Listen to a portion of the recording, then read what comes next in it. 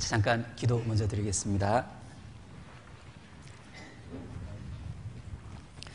하나님 감사합니다. 저희를 구원해 주셔서 감사드립니다. 죄와 사망과 심판과 형벌의 권세에서 저희를 주님의 보혈로 건져주심을 감사드립니다. 기가 막힐 웅덩이에서 건짐을 받았고 우리처럼 이렇게 무력한 사람도 주님의 은혜로 구원을 받고 주님의 자녀가 되어서 오늘까지 이렇게 교회 안에서 신앙생활 할 수 있도록 은혜 위에 은혜 베풀어 주신 것 감사드립니다. 구원도 놀라운 기적이었지만 신앙생활은 하면 할수록 참으로 기적 같은 하루입니다. 우리 같은 사람이 이렇게 귀한 교회 가운데 함께 모여서 주님의 말씀으로 교제를 나누고 주님의 사랑을 공급받으며 형제 자매님들과 사랑의 교제, 믿음의 교제를 나누며 기쁨 가운데 살아갈 수 있도록 도와주심을 감사드립니다. 뿐만 아니라 복음 전할 수 있는 기회와 기쁨을 주셨습니다. 나 같은 사람도 구원받았는데 참으로 구원받을 사람들이 많이 있습니다. 우리가 좀 더 노력하고 애쓰고 수고하면 틀림없이 하나님께서 많은 영혼들을 우리에게 붙여주실 것이고 그들이 구원받고 주님 영광 받으시며 또 다른 복음 전하는 일꾼으로 살아갈 것을 믿습니다. 항상 복음을 전하는 쪽으로 관심을 많이 갖고 살 수 있도록 도와주시길 부탁드립니다.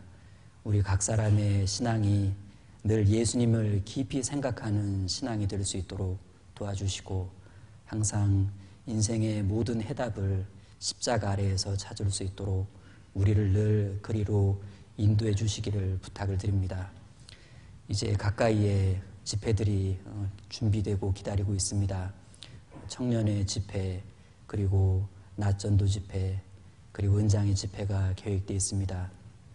특별히 낮전도 집회 때 기도 부탁에 올라온 그 167명의 귀한 그 이름 석자를 하나님께서 기억하시고 또 하나님께서 기억하시고 그들의 마음을 열어주시는 만큼 우리가 더 애쓰고 수고할 수 있도록 최선을 다해 그들을 말씀 가운데로 인도할 수 있도록 도와주시길 부탁드립니다. 매서운 겨울이 지나가고 또 봄이 시작되었습니다.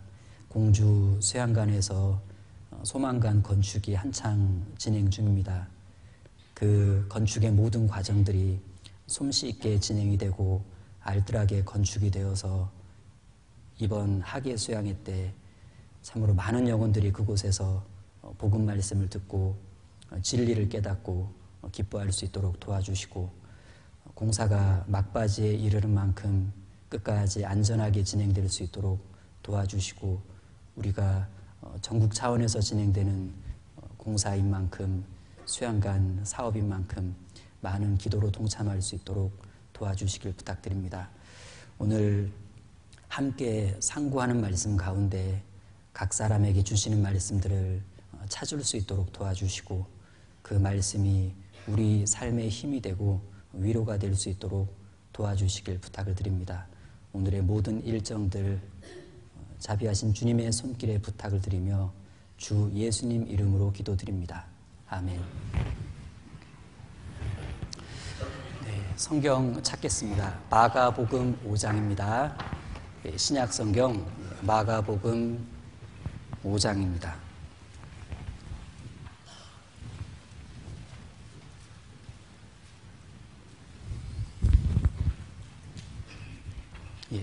마가복음 5장 찾으셨으면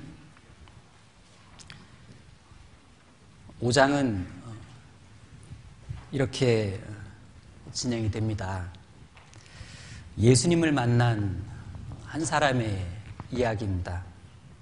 그 사람은 자기 인생을 살지 못하고 마귀에게 사로잡혀서 고통 가운데서 살고 있던 사람이었습니다. 그러던 어느 날 예수님께서 그 사람 속에 거하고 있던 더러운 귀신을 다 내쫓아 주십니다.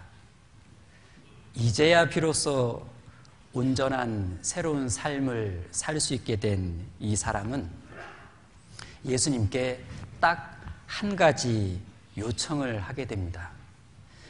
예수님, 함께 있고 싶습니다. 그러자 예수님은 오히려 그를 돌려보내면서 가족들과 사람들 앞에 가서 자기가 겪은 일에 대해서 간증할 것을 명하십니다. 본문을 잠깐 보겠습니다. 1절부터 중간중간을 제가 읽겠습니다. 예수께서 바다 건너편 거라사인의 지방에 이르러 배에서 나오심에 곧 더러운 귀신 들린 사람이 무덤 사이에서 나와 예수를 만나다. 그 사람은 무덤 사이에 거처하는데 이제는 아무나 쇠사슬로도 낼 수 없게 되었으니 6절 넘어갑니다. 그가 멀리서 예수를 보고 달려와 절하며 큰 소리로 부르짖어 가로되 지극히 높으신 하나님의 아들 예수여 나와 당신과 무슨 상관이 있나이까 원컨대 하나님 앞에 맹세하고 나를 괴롭게 마옵소서 하니 이는 예수께서 이미 저에게 이르시기를 더러운 귀신아 그 사람에게서 나오라 하셨습니다. 15절로 넘어가서 예수께 이르되 그 귀신 들렸던 자 곧 군대에 집혔던 자가 옷을 입고 정신이 온전하여 앉은 것을 보고 두려워하더라. 18절입니다. 예수께서 배에 오르실 때 귀신 들렸던 사람이 함께 있기를 간구하였으나 19절과 20절은 같이 읽겠습니다. 허락지 아니하시고 저에게 이르시되 집으로 돌아가 주께서 내게 어떻게 큰 일을 행하사 너를 불쌍히 여기신 것을 내 친속에게 고하라 하신대 그가 가서 예수께서 자기에게 어떻게 큰 일 행하신 것을 데가볼리에 전파하니 모든 사람이 기이 여기더라. 네, 지금 20절 뒷부분에 전파하니 그가 자기 가족과 주변 사람들에게 전파한 것은 말씀에 나와 있는 것처럼 자기를 불쌍히 여기신 예수님, 그분이 자기에게 행하신 큰 일에 관한 것이었습니다. 한마디로 그는 간증이란 것을 한 겁니다. 오늘 주제가 바로 간증입니다. 간증, 성경에 나와 있는 단어는 아니지만 우리에게 아주 익숙한 단어입니다. 구원받고 나서 교회 무리 가운데 들어왔을 때 맨 처음 부탁받은 것이 간증이었습니다. 분명한 간증 없이는 성도로 인정해 주지 않았습니다. 형제자매라고 불러주지 않았습니다. 뭐뭐씨 이렇게 불러줬죠. 그렇다고 상처를 준 것은 아니었습니다. 더욱 불쌍히 여기면서 여기저기서 나를 위해 기도해 주겠다고 그렇게 말을 하는데 왠지 내가 더 불쌍한 사람이 된 듯 했습니다. 또 분명한 간증 없이는 봉사를 허락하지도 않았습니다. 자격이 없다나? 그렇다고 불쾌하지는 않았습니다. 다만 내가 좀 초라해진 기분이었습니다. 그리고 분명한 간증 없이는 헌금도 허락하지 않았습니다. 의미가 없다나? 이제 뭔가 조바심이 났습니다. 왜 나에겐 분명한 간증이 없는 걸까? 그리고 간증은 또 뭘까? 확실한 건 나는 교회 안에 거하고 있는 무리들과는 뭔가 하는 말이 달랐던 겁니다. 동일한 간증이 없었습니다. 바로 이 19절과 같은 간증. 허락지 아니하시고 저에게 이르시되 집으로 돌아가 주께서 내게 어떻게 큰 일을 행하사 너를 불쌍히 여기신 것. 예수님은 이 사람에게 간증다운 간증 제목을 주셨습니다. 첫 번째, 너를 불쌍히 여기신 예수님. 두 번째, 그분이 너를 위해 어떻게 큰 일을 행하셨는지. 이것이 그가 해야 할 간증의 내용이었습니다. 예수님께서 우리에게 주신 간증 제목이기도 합니다. 나를 불쌍히 여기신 예수님, 그리고 그분이 나를 위해 어떻게 큰 일을 행하셨는지. 성경을 통해 자기가 정말 쇠캄한 죄인이라는 것을 깨달은 사람만이 예수님이 나를 얼마나 불쌍히 여기셨는지를 알게 됩니다.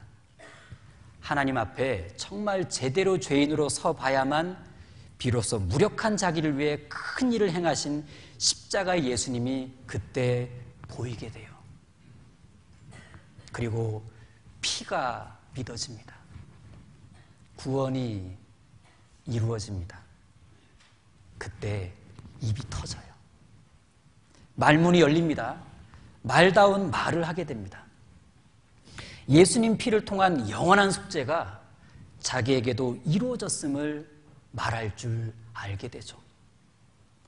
자기도 주님의 피로 구원받았다고 분명하고 당당하게 말할 줄 알게 됩니다.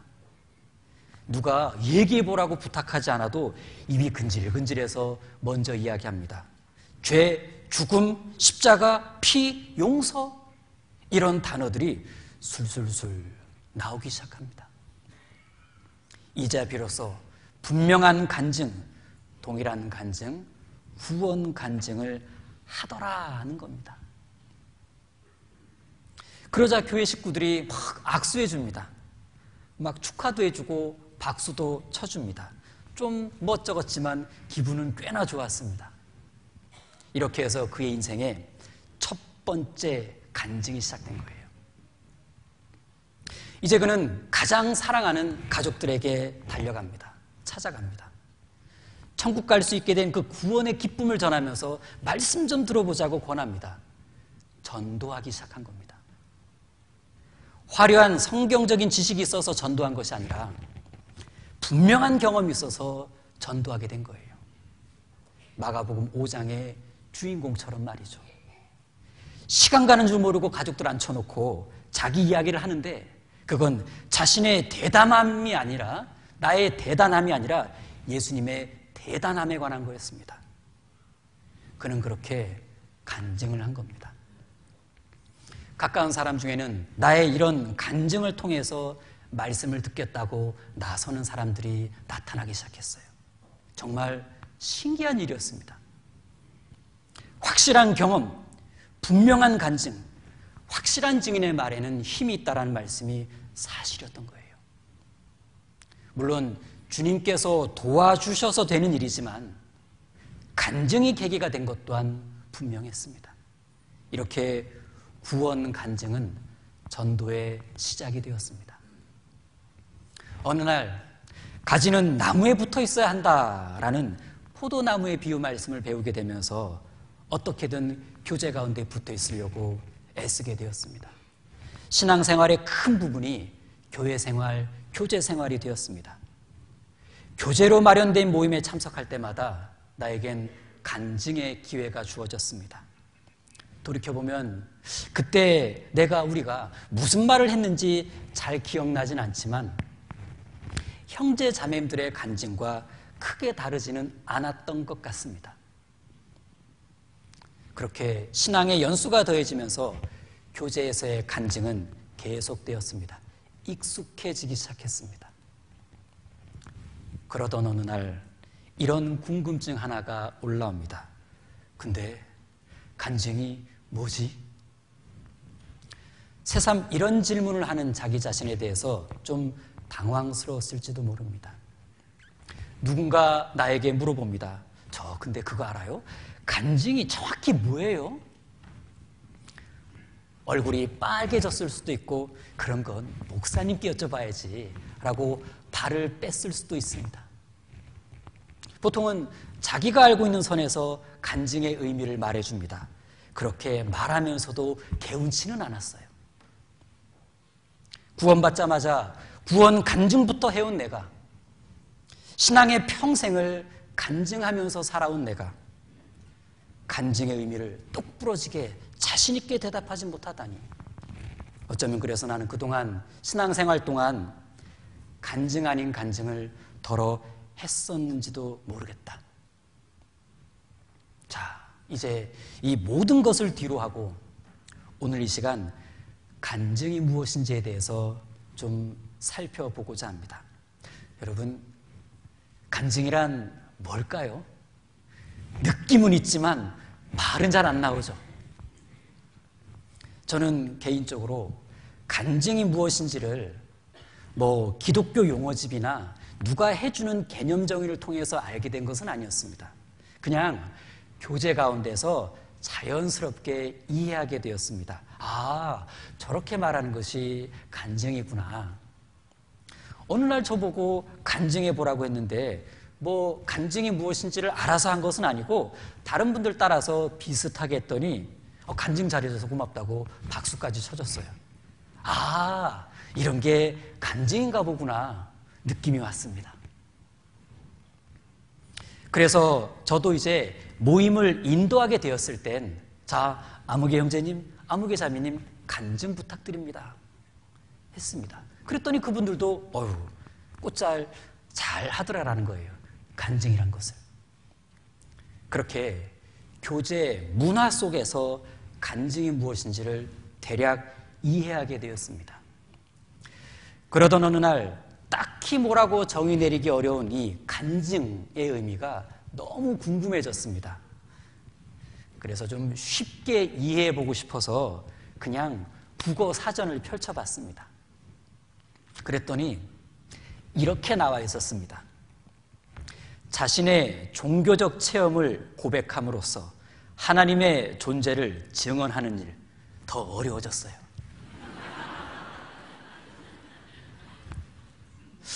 이번엔 한자로 어떻게 돼 있나 해서 살펴봤습니다.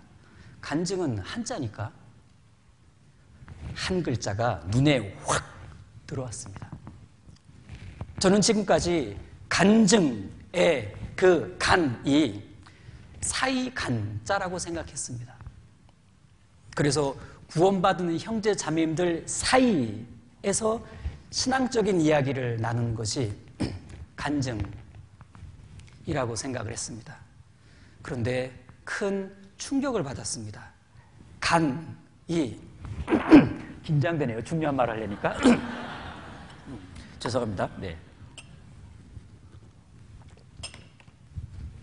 간이 사이간이 아니라 방패간이었습니다. 무릎을 탁 치게 되었습니다. 탄성이 절로 나왔고 큰 궁금증이 풀렸습니다. 방패간, 무엇이 방패인가? 막아주는 것이 방패입니다. 누가 내 인생을 막아주었는가?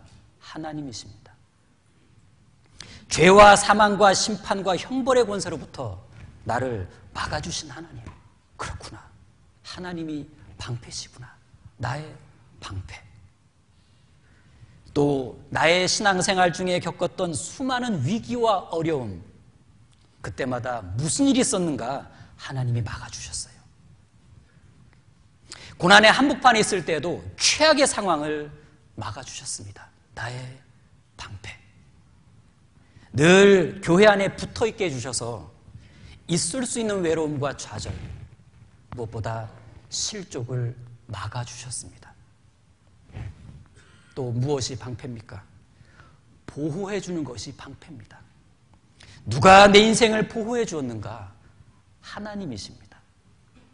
항상 도움의 손길로 보호해 주셨습니다. 나의 방패, 나의 방패 되어주신 하나님.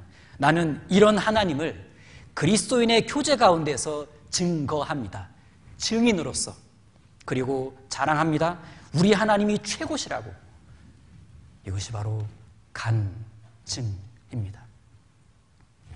자, 여기까지를 정리해보면 간증이란 무엇인가? 방패되어 주신 하나님을 증거하는 겁니다. 죄와 사망의 권세로부터 나를 구원의 방패로 막아주신 하나님을 증거했다면 구원 간증. 일상의 생활 속에서 도움과 보호의 방패로 나를 지켜주신 하나님을 증거했다면 생활 간증. 그 생활 간증 속엔 앞으로도 마귀가 수없이 불화살을 날릴 건데 그때마다 역시 하나님이 방패로 다 막아주실 거라는 믿음의 고백도 담겨 있습니다. 최근의 어려운 상황도 주님께서 역시 방패되어 주실 거라는 그 믿음을 고백하면서 이제 그의 생활 간증은 믿음의 간증으로 한 단계 높아지게 됩니다. 결국 깨닫게 되는 것은 내가 여기까지 신앙생활을 할 수 있었던 건 방패되어 주신 하나님이 계셨기 때문에 그렇구나. 앞으로도 그러시겠지? 난 믿어. 주님은 나의 방패이셔. 이것을 아주 확실히 깨달았던 사람이 다윗입니다. 그래서 다윗의 시편엔 방패라는 단어가 그렇게 많이 나오고 있는지도 모릅니다. 다윗은 자기 인생 중에 하나님이 늘 방패되어 주신 것을 글로써 간증했습니다. 어쩌면 다윗의 시편은 다윗의 간증집이라고 말할 수도 있을 겁니다. 대표적인 한 구절을 찾아보겠습니다. 시편 28편입니다. 시편 28편입니다.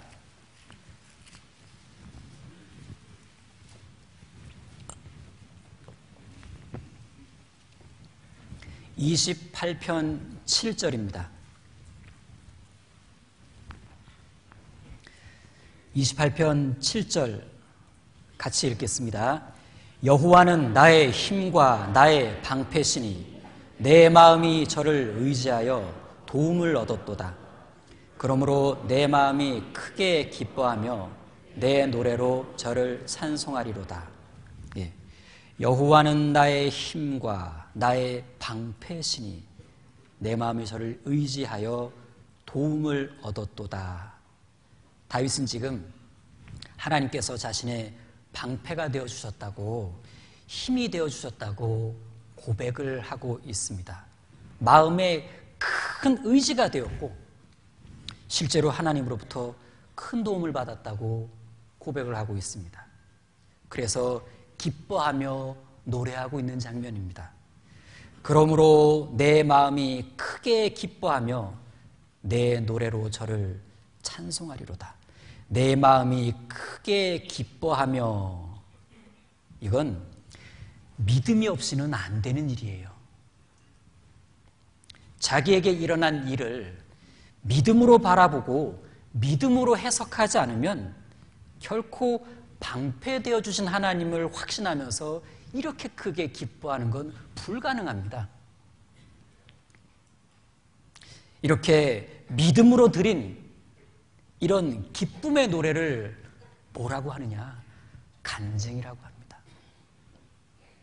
내 마음이 크게 기뻐하며 내 노래로, 이 노래 간증으로, 이 간증으로 뭘 하겠다는 거냐?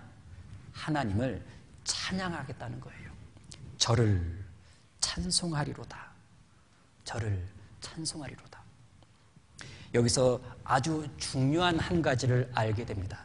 간증의 목적입니다. 간증의 궁극적 목적은 하나님 찬양입니다. 주님의 영광을 높이는 것.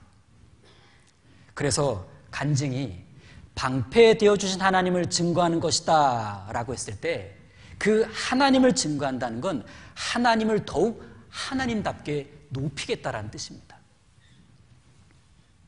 그리고 간증으로 찬양을 하겠다는 것은 찬양의 목적 역시 하나님의 영광을 높이는 것이기 때문에 그래요. 그 어떤 가사에다가 리듬이 있어야만 찬양이 되는 거냐? 그건 아니다. 실제로 주님을 높이려는 마음에서 나오는 모든 표현들이 찬양이 되는 겁니다. 그래서 다윗은 간증으로 찬양을 하고 있습니다. 간증이 찬양이 되며 찬양이 간증이 될 수 있는 거죠.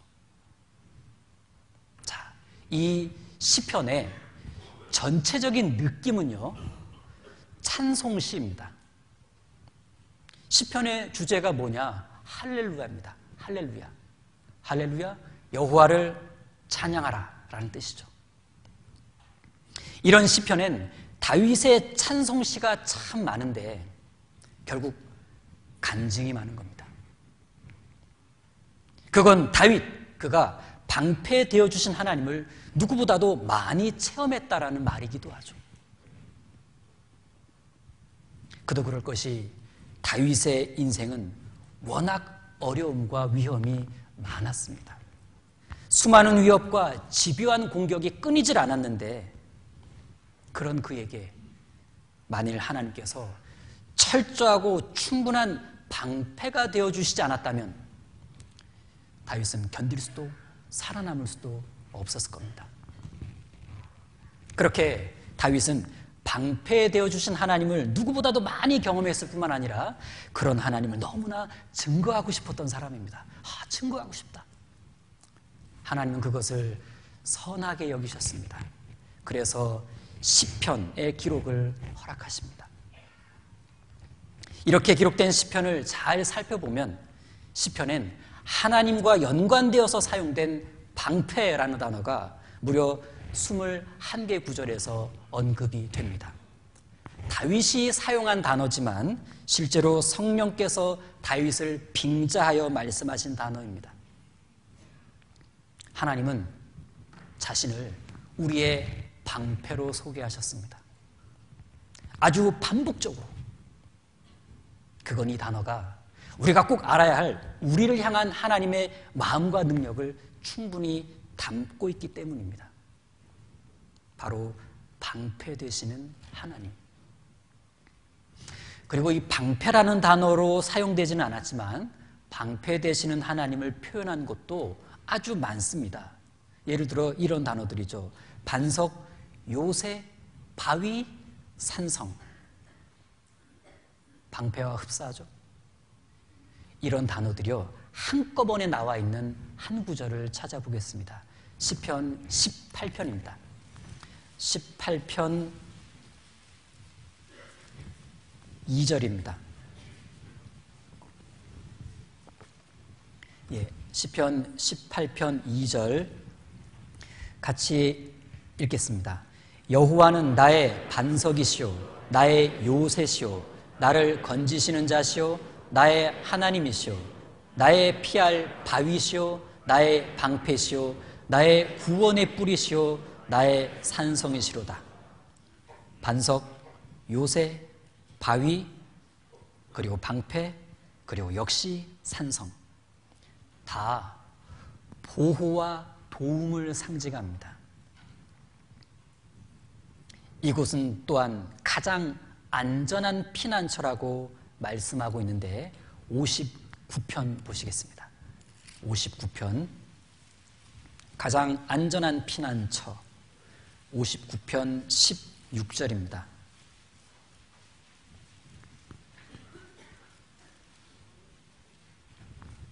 예, 59편 16절 제가 읽겠습니다.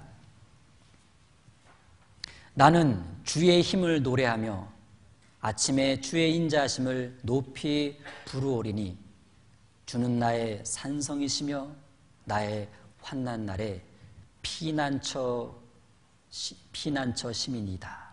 예, 나의 피난처. 위기 때 최고의 피난처는 우리 예수님이십니다. 그곳으로 피해본 사람마다 간증이 있더라라는 거예요. 그리고 주님께서 피난처에서 우리를 보호하실 뿐만 아니라 우리에게 다가오는 위험하고 해로운 것들을 다 막아주시는데 막아주심을 경험한 사람들마다 간증이 있습니다. 138편입니다. 138편 7절입니다. 138편 7절 제가 읽겠습니다. 내가 환난 중에 다닐지라도 주께서 나를 소성케 하시고 주의 손을 펴사 내 원수들의 노를 막으시며 주의 오른손이 나를 구원하시리다. 예. 죄와 형벌에서의 구원부터 죄의 세력에서의 구원까지 예수님께서 능력의 손으로 죄다 막아주셨습니다. 정말 방패되어 주신 겁니다. 그리고 방패라는 단어를 사용하지 않고도 신앙의 생활 중에 우리에게 어떻게 방패가 되어 주시는지를 길게 풀어주신 말씀도 있습니다. 대표적으로 시편 23편입니다. 여호와는 나의 목자시니 내가 부족함이 없으리로다. 그가 나를 푸른 초장에 누이시며 쉴 만한 물가로 인도하신도다. 내가 사망의 음침한 골짜기를 다닐지라도 해를 두려워하지 않을 것은 주께서 나와 함께 하심이라. 주의 지팡이와 막대기가 나를 안위하시나이다. 나의 평생에 선하심과 인자하심이 정녕 나를 따르리니 내가 여호와의 집에 영원히 거하리로다. 무슨 이야기를 하고 있는 거죠? 하나님이 나의 방패 되어 주셨다라는 고백을 하고 있는 겁니다. 특별히 여호와는 나의 목자시니 내가 부족함이 없으리로다. 내가 부족함이 없으리로다. 하나님께서 그의 자녀를 완벽하게 보호하시고 충분하게 도우신다라는 뜻에서 내가 부족함이 없으리로다 라고 고백을 한 겁니다. 방패가 맞는 거예요. 그리고 시편 23편은 끝까지 읽어보면 과거, 현재, 미래에 방패되어 주신 하나님에 대한 간증입니다.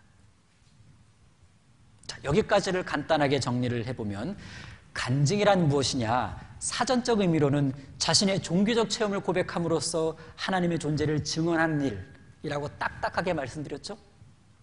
그런데 구체적으로는 간증이란 하나님의 방패되어 주심을 증거하고 하나님의 도우심을 고백하는 겁니다. 증인의 자격으로.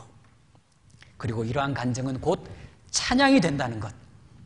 그래서 주님께서 더욱 영광 받으신다는 것. 그런데 이런 간증을 하기 위해서는 일단 개인적인 체험이 있어야 됩니다. 간증은 타인의 경험을 내가 인용하는 것이 아니에요. 나의 신앙적인 경험을 내놓는 겁니다. 나의 경험을 내놓는 겁니다. 간증이 체험을 말하는 것이다. 그러니까 간증은 뭘 이렇게 좀 알게 된 지식이나 배운 이론에 대한 설명을 하는 것은 아니에요. 성경 공부한 것을 말하는 건 그냥 발표입니다. 발표. 그리고 이와 비슷한 것이 묵상이라는 건데, 묵상은 말씀을 깊이 생각해서 하나님이 주시는 교훈을 깨닫고 그 교훈의 힘을 가지고 이제부터 어떻게 살아갈 것인지에 대한 구체적인 실천 계획을 세우는 것까지가 묵상이에요.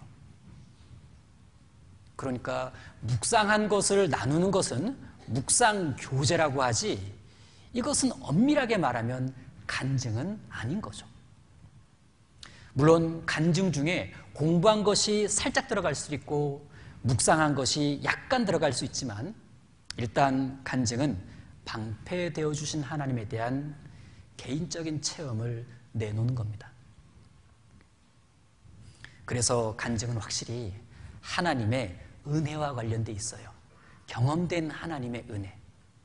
그 은혜가 밖으로 표현되는 것이 간증입니다. 그러다 보니 간증에는 하나님에 대한 감사가 담겨 있습니다. 찬송가의 한 소절처럼 지금까지 지내온 것 주의 크신 은혜라. 한이 없는 주의 사랑 어찌 이루 말하랴. 자나깨나 주의 손이 항상 살펴주시고 모든 일을 주 안에서 형통하게 하시네. 간증입니다. 일단 하나님의 놀라운 구원의 은혜를 경험하고 그리고 지금도 계속 살아가는 은혜를 경험하고 있는 사람이라면 누구든 간증거리가 있습니다. 그들이 바로 그리스도인 아닙니까? 그래서 그리스도인이라면 간증을 해야 하는 것이 옳습니다. 그래서 우리도 교제로 모이면 간증을 합니다. 그렇다면 나는 요즘 정말 간증다운 간증을 하고 있는가 각자가 조금은 생각해 봐야 할 문제이기도 합니다. 일단 교제 가운데서 간증을 하는 이유 중 하나는 서로가 신앙의 유익을 얻고자 함입니다. 좋은 간증은 서로에게 힘이 되죠. 무엇보다 자신부터가 힘이 나요. 다윗도 시편을 통해서 간증했을 때 읽는 우리도 힘을 얻었지만 하는 다윗 자신은 얼마나 힘이 났겠어요. 하지만 잘못된 간증은 듣는 사람 마음에 문제를 줍니다. 간증답지 않은 간증을 듣고 있으면 때로는 마음이 불편해지고 좀 답답해지기도 합니다. 힘이 나거나 격동을 받는 것이 아니라 기운이 빠지거나 긴 한숨이 나오기도 하죠. 힘 받으려고 왔다가 진이 빠지고 돌아가는 거예요. 내가 이거 힘들고 애써서 온 모임인데 그런 간증을 듣고 있다 보면 이 모임에 대한 회의감도 올라오고 본의 아니게 판단도 돼요.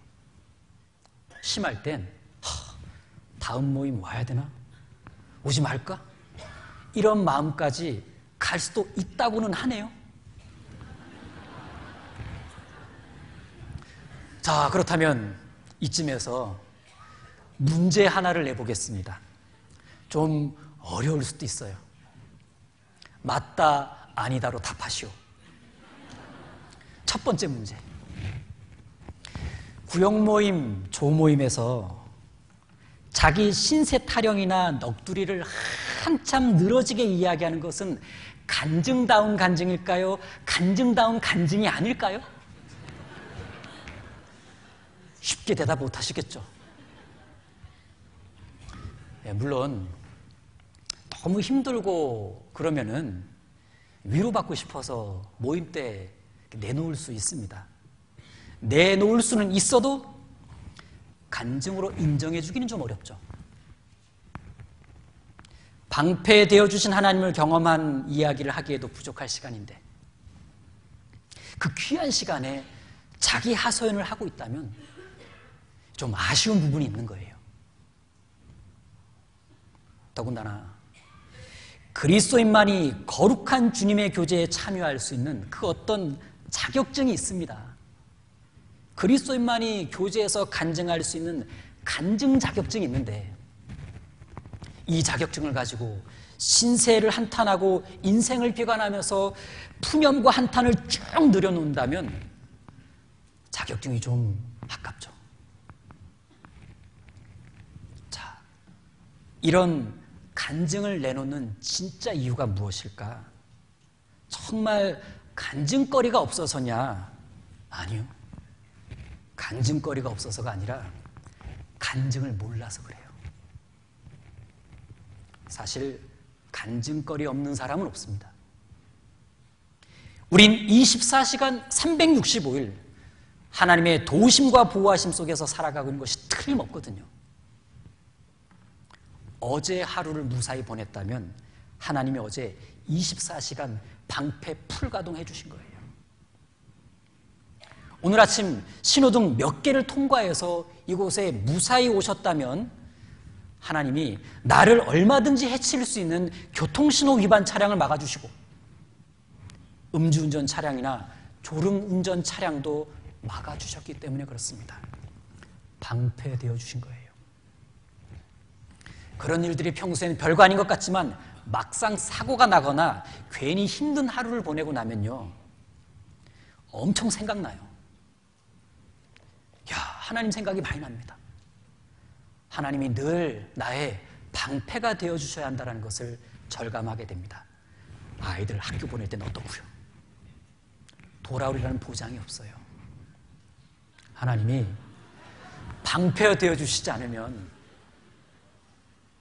어제와 같은 저녁을 맞이할 수가 없습니다. 그래서 우리가 모임 때요, 화려한 전도 간증이나 돋보이는 생활 간증이 없다고 해서 간증거리가 없는 것은 아닙니다. 잘 생각해 보면 이렇게 숨을 쉬고 있는 것도 은혜, 방패. 이렇게 모임에 앉아 있는 것도 은혜, 방패. 하루하루 큰 환난 없이 살아가고 있는 것은 더욱 큰 은혜, 큰 방패. 아침에 걸어서 집을 나갔다가 저녁에 걸어서 집을 돌아오는 것, 여러분 더욱 기가 막힌 은혜요, 기가 막힌 방패입니다. 이런 은혜들은 하나님이 나의 완전한 방패가 되어주셔서 영육 간의 안전과 평강을 지켜주셨기 때문에 그렇습니다. 이런 일상의 은혜가 간증거리가 아니면 뭐겠습니까? 우리가 하나님이 나에게 해주신 것보다 안 해주신 것에만 집중하니까 간증거리가 안 떠올라요.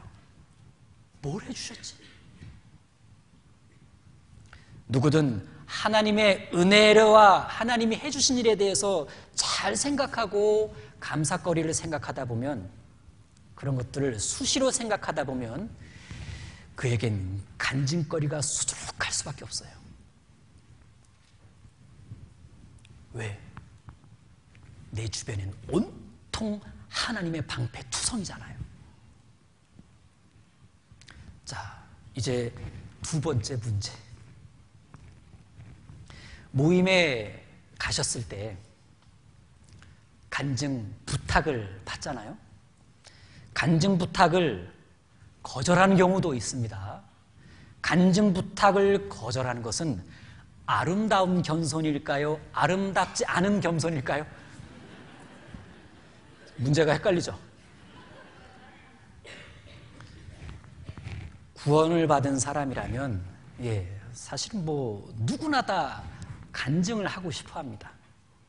다만 여러 형제자매님들 앞에서 이 시선의 주목을 받으면서 주인공처럼 간증을 한다는 것이 좀 부끄러워서 그렇지, 이 속에서는요 굉장히 간증을 하고 싶어 해요. 구역 모임 때 진행하시는 구역장님의 시선을 피해서 안방으로 들어가는 것은 간증을 하기 싫어서가 아니라, 간증은 너무 하고 싶은데 이 많은 귀한 분들 앞에서 이 감히 간증하자니 너무 떨리고 부끄럽고 자신이 없어서, 그래서 일단 피해 숨는 거예요. 그렇죠? 제발 그렇다고 해주세요.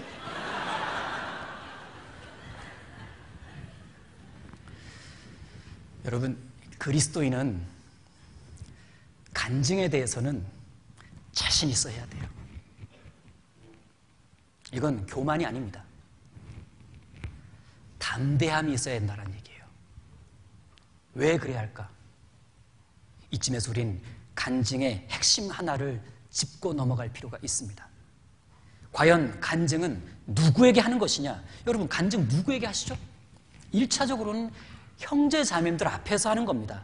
그런데 궁극적으로는 하나님 앞에서 하는 거예요. 하나님 앞에서. 하나님 앞에서 하나님의 하나님 되심을 증거하는 겁니다. 확실한 자격을 가지고 말이죠. 이렇게 간증하는 것은 또한 하나님께 찬송이 된다라고도 말씀드렸습니다. 결국 간증은 주님의 영광을 높이는 일인데 이걸 거절한다? 그리스도인은 그러면 안 됩니다. 아무도 나쁜 의도로 간증을 거절하지는 않지만 앞서 말씀드린 이런 이유들이 있기 때문에 간증 부탁에는요 기쁘게 순종할 수 있어야 됩니다. 기회를 주셔서 감사합니다. 주님의 영광을 높이고 찬송할 수 있는 기회를 주셔서 감사합니다. 제 생활 속에서 주님께서 함께 해주셨던 대소사를 내놓으면서 오늘 이 자리에서 기꺼이 주님을 높이겠습니다. 소소한 간증이겠지만 확실히 주님은 저의 방패가 되어주셨다는 것을 증거해 보겠습니다. 이렇게 그리스도인은 간증에 대해서는 자신이 있어 해야 됩니다. 연세 많으신 어르신들이 그렇게 계실 때 자신 있게 간증한다는 게 영 좀 그렇죠? 예. 그럴 때에도 자신 있게 간증해야 됩니다. 왜? 간증은요, 일종의 선포이기도 합니다. 나를 선포하는 것이 아니라 주님을 선포하는 것이기 때문에 망설일 것도 없고 위축될 것도 없어요. 자신감 있게 주님을 증거하리라. 시편 22편입니다. 시편 22편 22절입니다. 22편 22절. 22편 22절 같이 읽으시겠습니다. 내가 주의 이름을 형제에게 선포하고 회중에서 주를 찬송하리이다. 내가 주의 이름을 형제에게 선포하고, 내가 주의 이름을 형제들에게 선포했다? 간증했다라는 얘기입니다. 선포했다? 자신 있게 했다는 뜻입니다. 형제들에게 주의 이름을 선포했다는 건 이런 거겠죠. 죄에서 구원할 자라는 예수님의 이름을 선포했다라는 겁니다. 구원 간증을 선포한 거예요. 전쟁 같은 신앙생활 속에서 늘 함께 싸워주시는 주의 이름 여호와 니시를 이번 한 주간의 삶에서 경험한 것을 내가 선포하겠다? 생활 간증. 치료해 주시고 고쳐주시는 주님 여호와 라파라는 주님의 이름도 선포해 봅니다. 이 역시 간증입니다. 무엇이 필요한지를 다 아시는 하나님께서 이번에도 마련해 주신 그 어떤 해결책을 내가 경험했다, 그걸 간증으로 내놓았다, 여호와 이레라는 주님의 이름을 선포한 겁니다.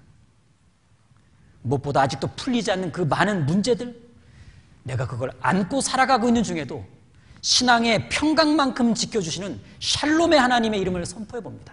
여호와 살롬. 아름다운 믿음의 간증입니다. 이런 주님의 이름을 자신감 있게 선포하셔야 합니다. 그건 우리가 교제에서 해야 할 마땅한 일이면서 어쩌면 교제의 의미를 더 분명하게 해주는 아주 중요한 일이기도 하죠. 그래서 혹시 간증 부탁받을 때 저는 오늘 간증할 건 없고요, 기도 부탁이나 할게요, 이렇게 말하는 건 좀 안 했으면 좋겠습니다. 간증하고 싶은 마음이 없을 수는 있어도 간증할 것이 없을 수는 없어요. 만일 간증할 것이 없다고 하면서 간증 부탁을 거절한다면 그건 사실 심하게 말하면 하나님을 모독하는 일이에요. 은혜 위에 은혜로 살아가는 우리에게 간증거리가 없다는 게 말이 됩니까? 졸지도 않으시는 하나님, 나를 항상 방패로 호위하시는 그 주님을 아주 슬프게 해드리는 일이 되겠죠. 자, 세 번째 문제. 시험 보러 오셨네? 네. 죄송합니다. 네. 역시 맞다 아니다로 답하시오. 기도 부탁 자체는 간증일까요? 아닐까요? 여러분, 간증은 간증이고 기도 부탁은 기도 부탁입니다. 간증은 증거고 기도 부탁은 요청이에요. 증거와 요청.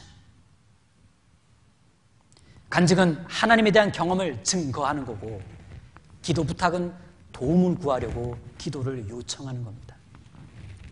물론 간증 중에 기도 부탁 넣을 수 있습니다.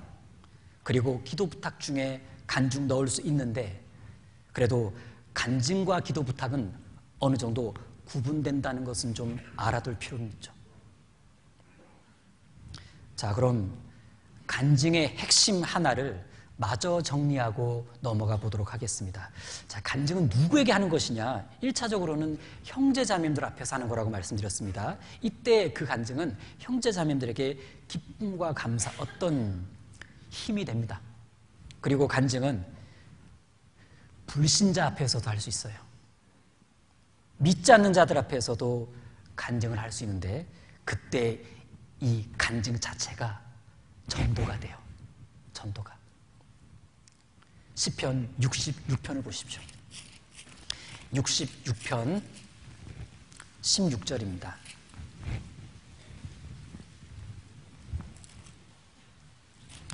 (66편) 16절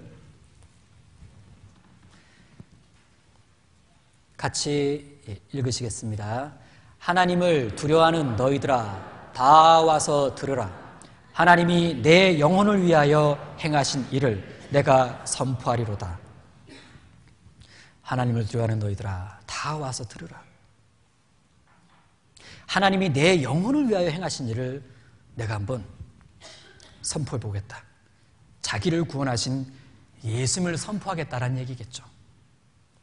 자기를 구체적으로 돕고 계시는 하나님을 한번 선포해 보겠다라고 말하고 있는 건데, 이 선포가 간증이잖아요. 이런 간증은 나의 구체적인 구원 간증이나 나의 감사한 실제 생활 간증들은 전도할 때 아주 피부에 와닿는 그런 이렇게 마음을 움직이는 전도 방법이 되기도 합니다. 그리고 간증은 궁극적으로 하나님 앞에서 하는 거라고 말씀드렸습니다. 그럼 그것이 하나님께 찬송이 되고 결국 주님의 영광을 높이는 일이다 라고 말씀을 드렸습니다. 그럼 한번 여쭤볼게요. 혹시 모임 때요, 정말 간증하고 싶고 꼭 이번에 간증할 것이 있고, 간증을 그래서 아주 잘 준비를 해서 정말 기쁘고 설레이는 마음으로 모임 탁 갔는데 부역장님이 나오는 간증 안 시켰어요. 느낌이 안 좋아서 구역장님께 미리 말씀드렸어요. 저 오늘 간증해야 돼요. 그럼에도 불구하고 구역장님이 딱 잘라서 시간 관계상 혹은 그 어떤 이유로 안 시켰습니다. 그럼 이때는 어떻게 해야 될까? 객관식입니다. 1. 이제부터 구역장 미워한다. 2. 형제 자매들 앞에서는 못했어도 하나님 앞에서는 간증했다는 마음을 갖는다. 몇 번?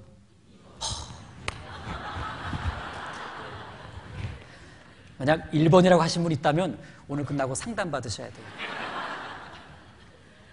자, 2번이죠. 예. 여러분, 일단 모임에 갈 때는요, 간증을 준비하고 오는 것은 아주 좋은 모습입니다. 그건 자기 자신에게도 굉장히 신앙적인 유익이 돼요. 자, 보세요.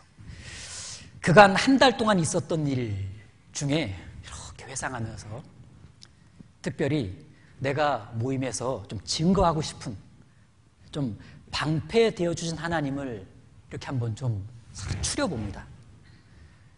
방패되어 주신 하나님을 한 달 동안 있었던 걸 쫙 생각하다 보면 마음이 참 좋아져요. 야, 이렇게 많이 도와주셨네. 마음에서 감사가 커집니다. 그건 마음에서 하나님이 커진다는 얘기예요. 그 마음으로 모임에 가는 발걸음이 얼마나 기쁘고 신나겠습니까? 그리고 이렇게 미리 간증거리를 이렇게 생각하다 보면요, 있잖아요, 기도가 참 많이 돼요. 감사 기도,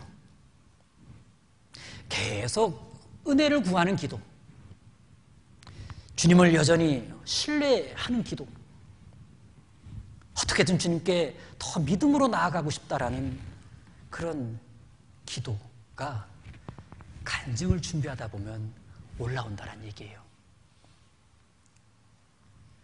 그리고 이렇게 간증을 준비하다 보면요, 벌써 하나님께서 그 간증을 들으셨어요.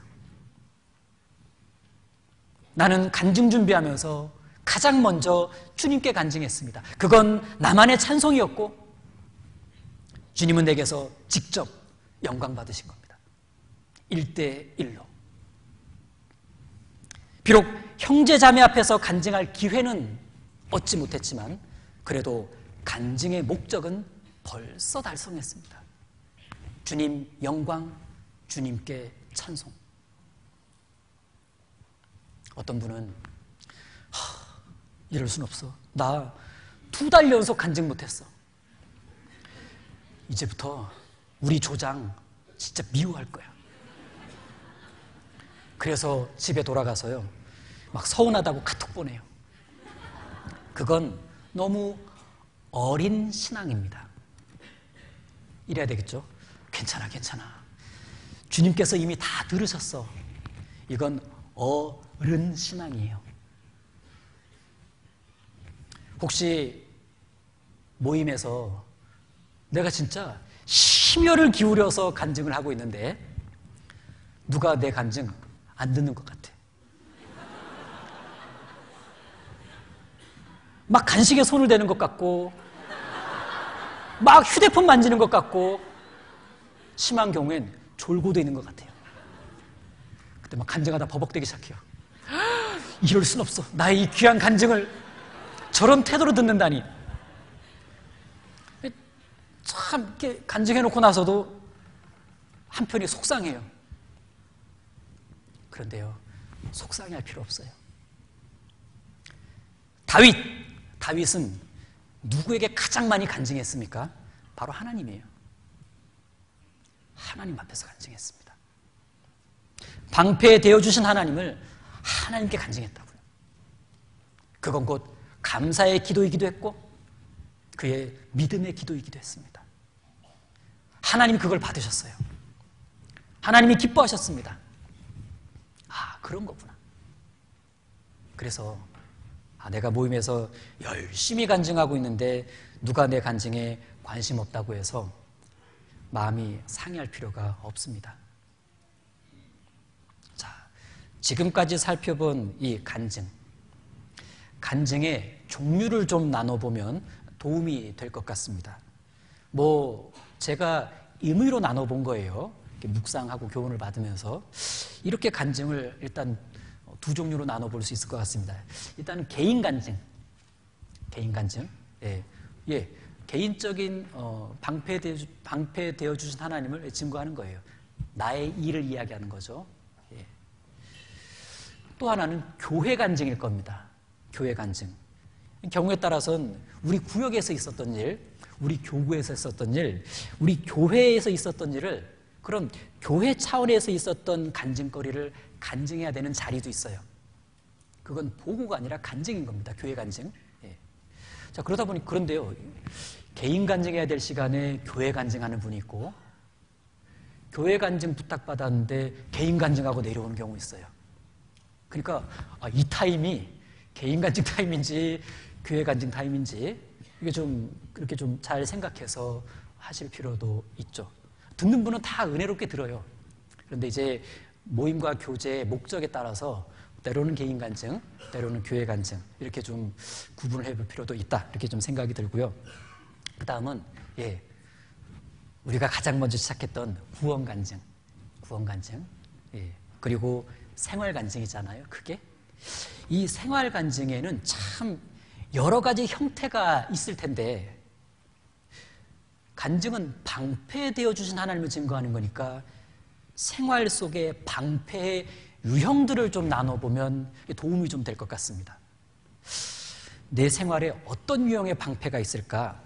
일단은요, 일상의 방패가 있어요. 그건 곧 특별한 방패도 있다는 얘기입니다. 일상의 방패, 특별한 방패. 사도행전 17장입니다. 사도행전 17장. 사도행전 17장 28절입니다.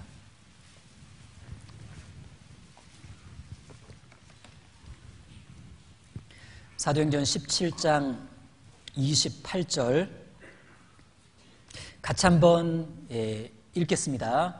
우리가 그를 힘입어 살며 기동하며 있느니라. 너희 시인 중에서도 어떤 사람들의 말과 같이 우리가 그의 소생이라 하니. 일종의 사도 바울의 성경 강연회이긴 한데 여기에 시작 부분이요.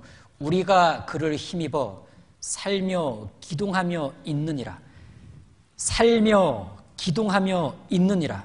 그를 힘입어. 예, 살며 기동하며 있느니라.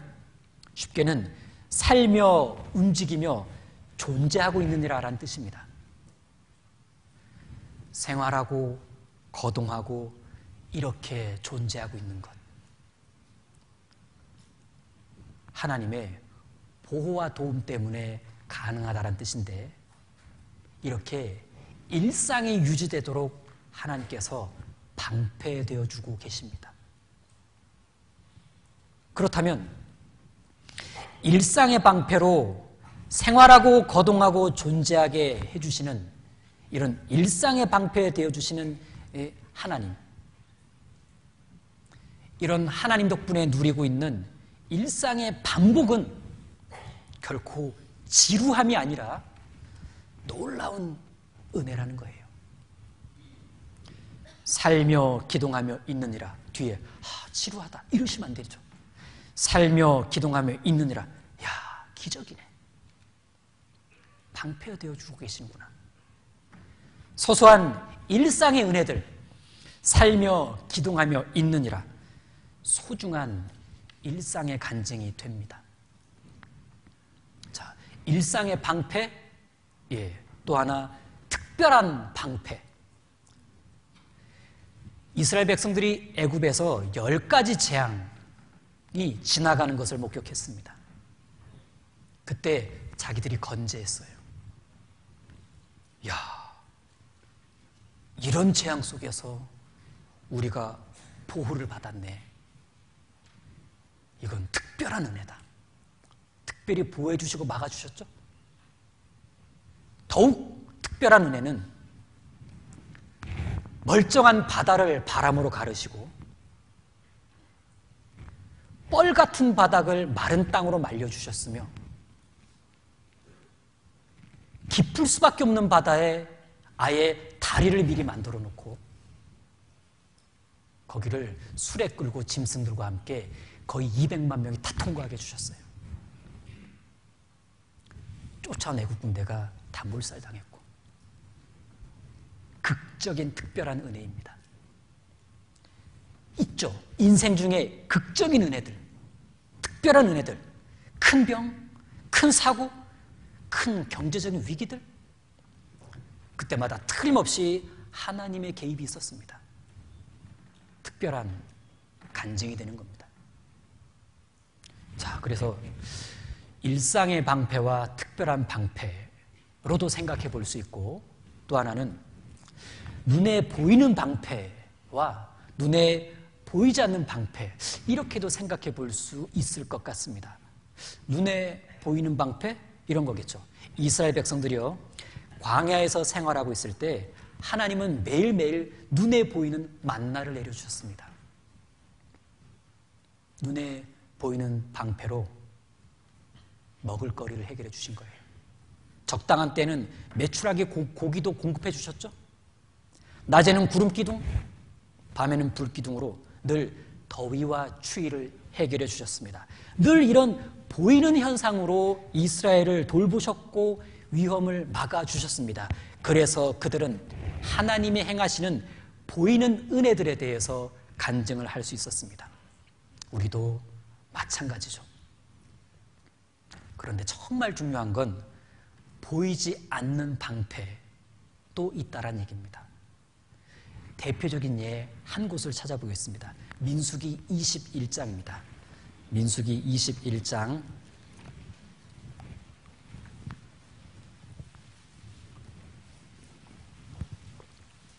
민수기 21장입니다.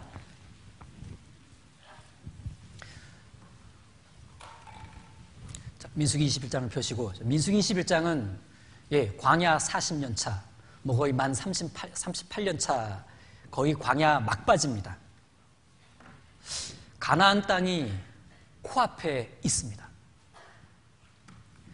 이제 코앞이니까 조금만 더 가면 돼요. 그래서 가려고 했는데 그 길을 에돔 왕이 막았습니다. 우리 땅 그냥 통과 못하지. 싸울 거면 싸우고 우린 준비돼 있어. 이때 하나님은 그들과 전쟁하지 말라. 그냥 뺑 돌아서 가라고 말씀하십니다. 그러자 이스라엘 백성들이 분이 났어요. 성경은 이때 이스라엘 백성들이 길로 인해 마음이 상했다라고 말씀하고 있습니다.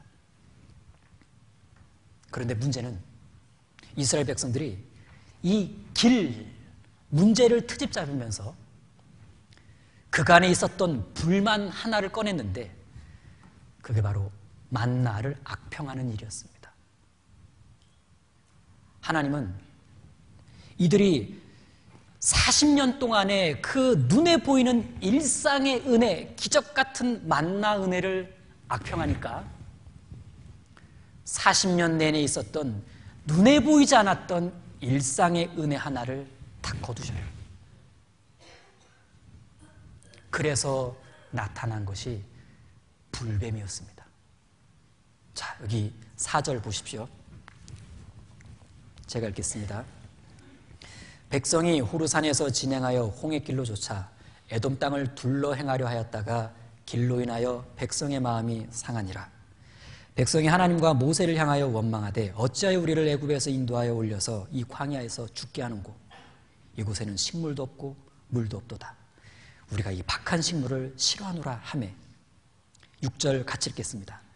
여호와께서 불뱀들을 백성 중에 보내어 백성을 물게 하심으로 이스라엘 백성 중에 죽은 자가 많은지라. 눈에 보이는 일상의 은혜, 만나를 악평하니까 눈에 보이지 않는 일상의 은혜 하나를 거두셨습니다. 이스라엘을 깨닫게 하시려고. 이게 무슨 말이냐? 이 단어를 이해하셔야 됩니다. 6절에요.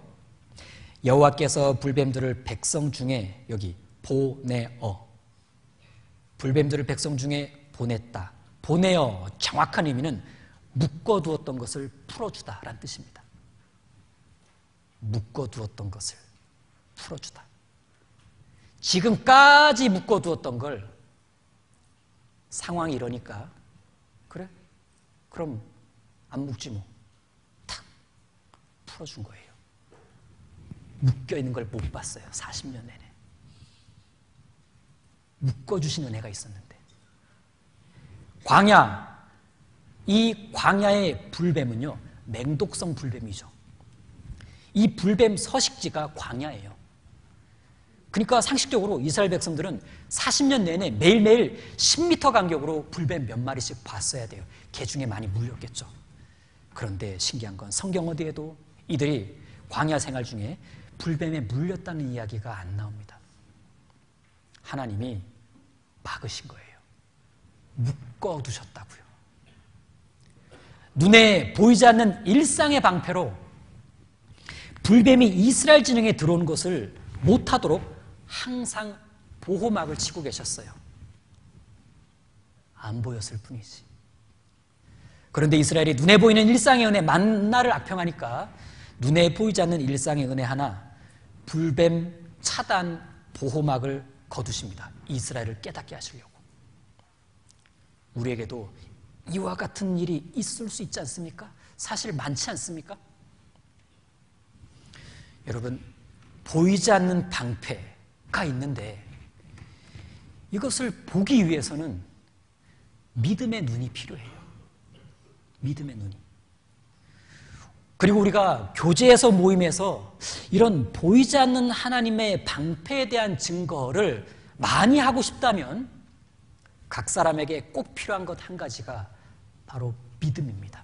믿음의 눈. 믿음이 없이는 볼 수 없는 것이 하나님의 보이지 않는 방패예요.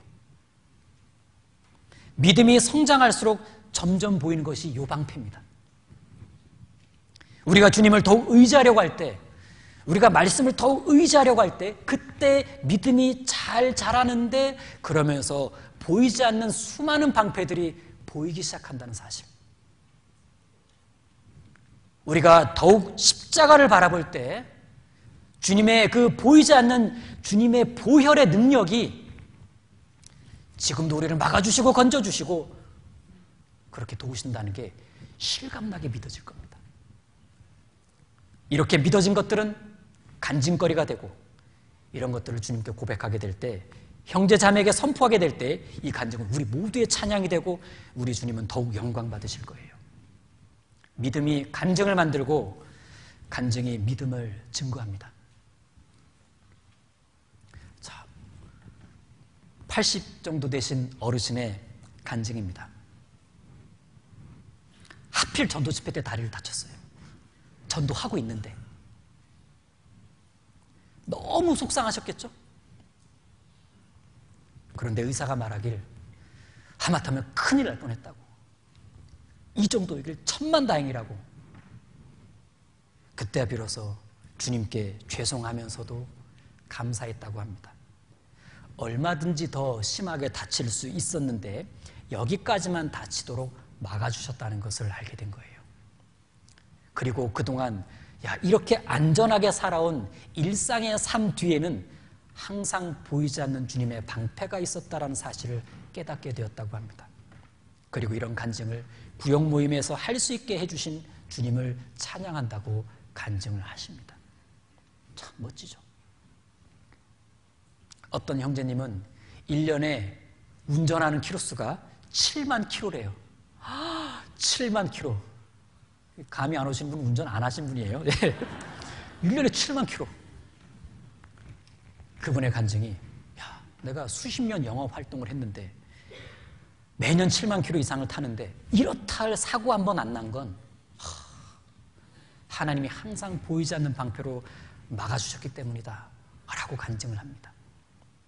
우린 어리석게도 나의 일상이 깨져봐야 그간의 일상의 방패로 하나님이 보호해 주셨다는 것을 깨닫게 됩니다. 사고가 좀 나봐야 일상을 감사할 줄 알게 되고 좀 아파봐야 건강을 지켜주신 하나님을 새삼 발견하게 됩니다.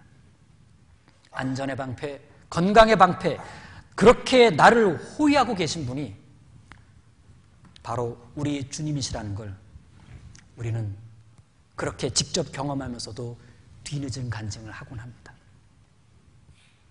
신명기 32장은 이스라엘을 40년간 호위하셨던 하나님을 소개하고 있습니다. 광야 전 기간을 호위하신 하나님이 우리 신앙생활의 전 기간도 그렇게 호위하시겠다라는 약속의 말씀이기도 하죠. 시편 5편엔 방패로 함같이 은혜로 저를 호위하시리이다 라고 말씀하시기도 합니다. 여러분, 보이지 않는 일상의 방패가 많습니다. 보이지 않는 특별한 방패 또한 적지 않죠. 그것들로 우리를 호위하고 계시니 여러분, 이렇게 사는 게 엄청난 은혜는 맞는 것 같습니다. 그리고 감사한 건 신앙생활을 하면서 점점 그것을 깨달을 수 있도록 도와주시고 그리고 그것을 기쁨과 자신감으로 간증할 수 있게 인도해 주신다는 얘기입니다.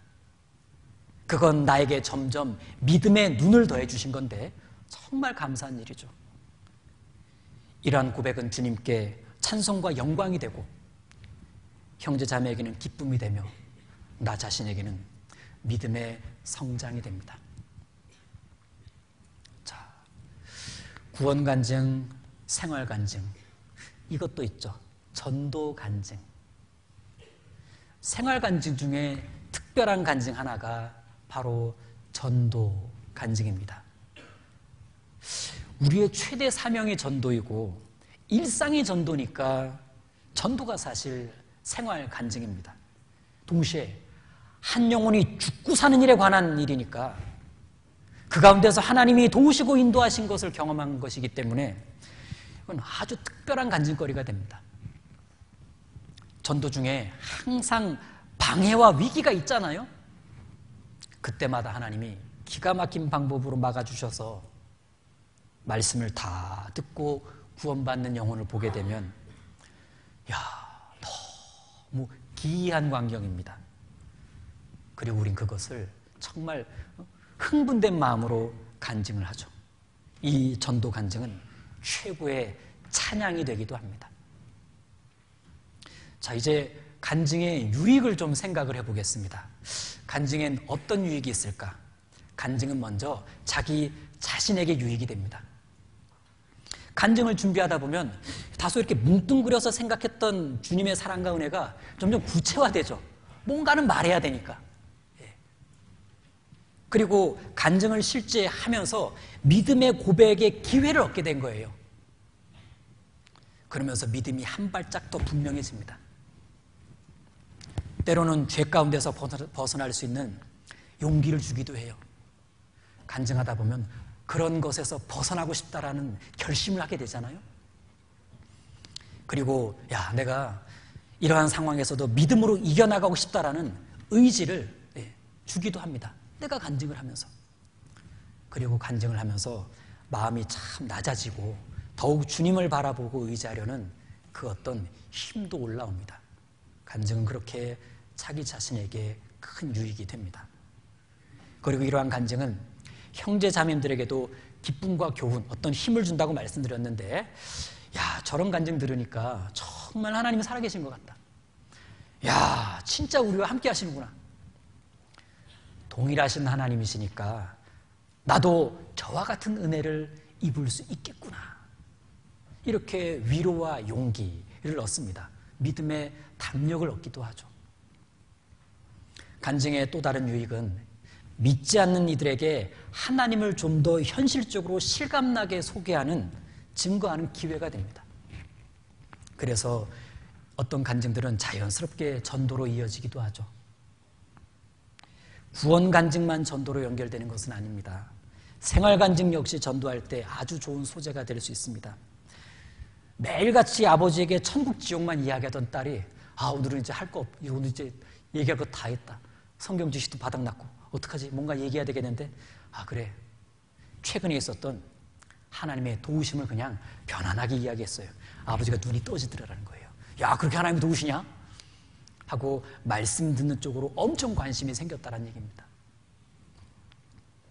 그리고 간증의 최고의 유익은 하나님이 더욱 영광 받으신다는 겁니다.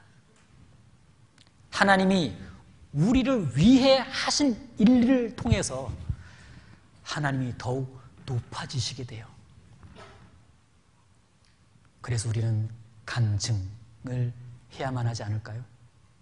다만 간증할 땐 몇 가지 주의할 점들이 있습니다. 일단 간증할 때는요, 죄나 죄 같은 것들이 간증 안에 들어오면 안 될 겁니다. 음행과 온갖 더러운 것과 탐욕은 너희 중에서 그 이름이라도 부르지 말라. 이는 성도에 마땅한 바니라. 누추함과 어리석은 말이나 희롱의 말이 마땅치 아니하니 돌이켜 감사의 말을 하라. 그리고 간증할 땐 덕이 되는 간증을 해야 될 겁니다. 덕이 되는 간증. 누구든지 자기의 유익을 구치 말고 남의 유익을 구하라. 모든 것이 가하나 모든 것이 유익한 것은 아니다. 덕이 되는 간증. 글쎄, 이런 건 어떨까요? 모임 오기 전에 간증을 하나가 아니라 한 2가지 정도를 준비해 보는 겁니다. A와 B.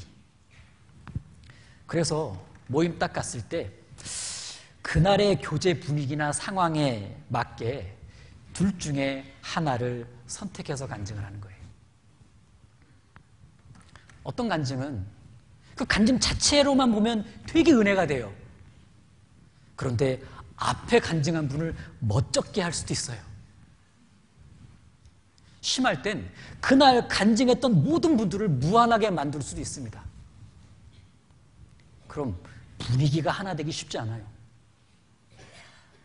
그런데 만일 내가 내 유익을 위해서는 A라는 간증을 하고 싶은데 오늘 모임에 오신 형제 자매님이나 그 가정을 개방하신 형제님의 유익이나 오늘 말씀의 주제의 흐름을 봤을 때 나의 유익을 위한 A라는 간증보다 전체를 유익을 위한 B라는 간증을 탁 하면 그날 모임 분위기는 상당히 달라질 수 있습니다. 모두에게 많은 유익이 될 거예요. 그리고 간증에서는요, 자기가 주인공이 되면 안 됩니다. 누가 주인공이 되셔야 될까요? 하나님이 주인공이 되셔야 됩니다. 내가 주인공이 돼서 간증하면 결국은 자기 영광이에요. 그리고 간증할 때는 성급한 간증도 좀 주의할 필요가 있습니다. 성급한 간증, 부도 나는 경우도 있거든요. 뭔 일이 있을 때 그때마다 주님이 다 해주셨어요. 시시콜콜한 것까지 주님이 다 해주셨어요. 나쁜 건 아닌데 좀 과하죠. 좀 지나치죠. 이게 좀 성급한 것일 수도 있는데 왜요? 어떤 경우에는요, 그 간증했는데 바로 이틀 뒤에 정반대의 결과가 다시 생길 수도 있어요.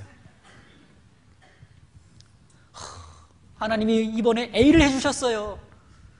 그런데 다음 달에 가서는 A가 아니었나 봐요. B를 해주셨거든요.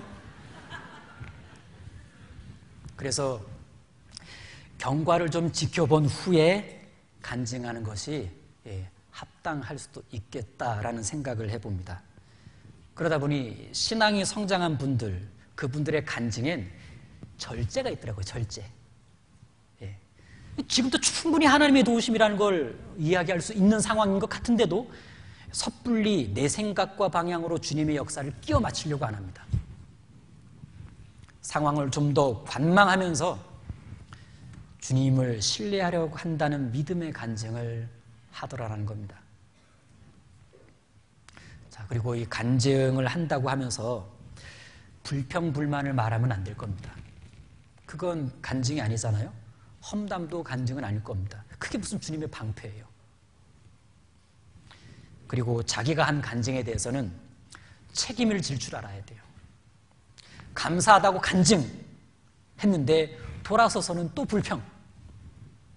이제는 열심히 살리라 간증하고 집에 가서 여전히 민기적. 이제 결심했습니다 간증했는데 오늘도 고민 중. 그래서요, 간증은 누구든 할 수 있지만 그렇다고 쉬운 것은 또 아닌 것 같아요. 좀 책임이 따르니까. 이런 고민을 하는 분도 계십니다. 요즘 진짜 하나님이 함께 해주신 체험이 너무 많은데 야, 이걸 매번 막 간증을 하니까 또 계속 하려고 하니까 마치 제 자랑처럼 보이는 것 같은데요. 이거 어떡하죠? 네, 생각해보면요, 어떤 간증은 이분의 염려처럼 자랑처럼 들릴 때도 있고, 근데 어떤 간증은 전혀 그렇게 느껴지지 않는 때가 있어요. 왜 그럴까요? 방향이 관건이에요. 방향이, 간증의 방향이. 주님 영광 쪽의 방향이 확실하면요, 듣는 분도 그렇게 느낍니다. 그런데 방향이 왠지 자기 만족, 자기 칭찬 쪽으로 가잖아요. 그럼 막 쏟아내는 간증이요, 듣기에 상당히 부담스러워져요. 자, 정리를 해보겠습니다. 간증의 최종 목적은 주님께 영광을 돌리는 것이다 라는 것을 잊으시면 안 됩니다. 그리고 찬송이 그리스도인에 마땅한 것인 것처럼 간증 역시 그리스도인에 마땅한 겁니다. 시편의 마지막 150편은 호흡이 있는 자마다 여호와를 찬양하라 라고 외치고 있습니다. 마지막 외침이죠. 구원을 받아서 새 생명을 얻으면 죽은 영이 살아나서 숨을 쉬게 되죠. 이렇게 해서 신령한 호흡이 있게 된 사람이 마땅히 해야 할 일이 있다면 그렇게 해주신 하나님을 찬양한 일인데, 마찬가지로 신령한 호흡을 하면서 살아가는 중에 경험한 방패 하나님, 그 하나님을 증거하는 간증 역시도 너무나 마땅한 거란 얘기입니다. 그야말로 살아있는 찬양이 되죠. 찬양이 간증이고 간증이 찬양이 됩니다. 어느 찬송가의 후렴구절과 너무나 잘 어울립니다. 이것이 나의 간증이요, 이것이 나의 찬송일세. 나 사는 동안 끊임없이 구주를 뭐요? 찬송하리로다. 간증하리로다. 여러분, 간증은 신령해야 간증은 아닙니다. 수준 있는 내용이나 표현이 있어야 멋진 간증이 되는 것은 아니라고요. 간증은 순수한 겁니다. 주님의 사랑, 주님의 은혜, 주님께 그저 감사. 무엇보다 간증은 믿음을 가지고 살아야 생깁니다. 믿음을 가지고 살아야 간증거리가 생긴다고요. 그래야 믿음을 가지고 살수록 생각보다 많은 주님의 방패가 보이게 됩니다. 이제 믿음으로 살아가는 그의 믿음은 또 하나의 방패가 되어줍니다. 에베소서 6장입니다. 믿음의 방패. 에베소서 6장 10절입니다. 에베소서 6장 10절부터 17절. 하나님의 전심갑주에 관한 말씀인데 16절만 같이 읽겠습니다. 모든 것 위에 믿음의 방패를 가지고 이로써 능히 악한 자의 모든 화전을 소멸하고, 모든 것 위에 믿음의 방패를 가지고 이로써 능히 악한 자의 모든 화전을 소멸하고. 여러분, 신앙생활이 뭐냐? 신앙생활이 뭐냐라고 했을 때 전도는 열매고요. 신앙생활이 뭐냐라고 했을 때 신앙생활은 믿음생활입니다.